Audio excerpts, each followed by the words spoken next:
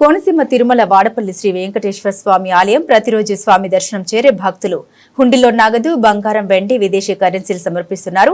27 రోజులకు నిర్వహించిన హుండీ లెక్కింపులో భాగంగా శ్రీ వెంకటేశ్వర స్వామి, శ్రీ విశ్వేశ్వర స్వామి ఆలయాల హుండీల నుండి 1,15,15,966 రూపాయలు, అన్నప్రసాద హుండీల నుండి 34,11,312 రూపాయలు ఆదాయంగా వచ్చాయి. మొత్తం మీద 27 రోజులకు గాను 1,49,21,278 రూపాయలు ఆదాయంగా వచ్చినట్లు దేవస్థాన డిప్యూటీ కమిషనర్ నల్లం సూర్య చక్రధర్రావు తెలిపారు. వీటితో పాటు 28 గ్రాముల బంగారం, 2 కేజీలు, 180 గ్రాముల వెండి కానుకలుగా లభించాయి. అంతేకాదు 4 దేశాలకు చెందిన 45 విదేశీ కరెన్సీ నోట్లు కూడా వచ్చాయన్నారు.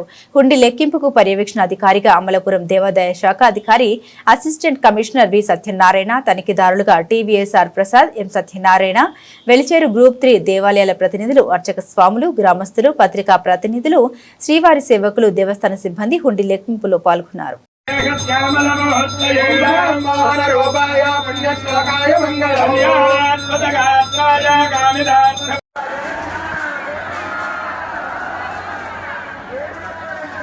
వెంకటేశ్వర మహా వాడపల్లి గ్రామంలో వేయించేస్తున్న స్వయంభూ వెంకటేశ్వర స్వామి ఆలయంలో ఈ రోజున 27 రోజులకు గాను హుండీలు తెరవగా మెయిన్ హుండీ విశ్వేశ్వర స్వామి వారి కలిపి 1,15,09,960 రూపాయలు, అన్నప్రసాదం 34,11,312 రూపాయలు, వెరసి 27 రోజులకు గాను 1,49,21,278 రూపాయలుగా వచ్చింది.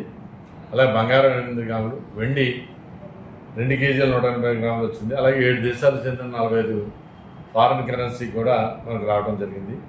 ఈ యొక్క కార్యక్రమం దేవాదాయ ధర్మాదాయ శాఖ మరి అసిస్టెంట్ కమిషనర్ అయిన వి సత్యనారాయణ గారు, జిల్లా దేవాదాయ ధర్మాదాయ శాఖ అధికారి అమలాపురం వారు, అలాగే టీవీఎస్ఎస్ఆర్ ప్రసాద్, తనిఖీదారు వారు రాజమండ్రి, అలాగే ఎం సత్యనారాయణ ఈవో గ్రూప్ 3 వెలిచేరు, అచ్యుస్వాములు, వేద పండితులు, అలాగే మరి వివిధ సేవాదాల సభ్యులు, కెనరా బ్యాంక్ సిబ్బంది, గ్రామస్తులు, పత్రికా విలేకరుల సమక్షంలో ఇవన్నీ కూడా ఈ రోజున హుండీలు లెక్కించడం జరిగింది.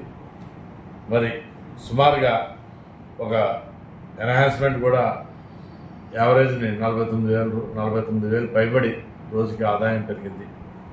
ఓం నమో వెంకటేశాయ.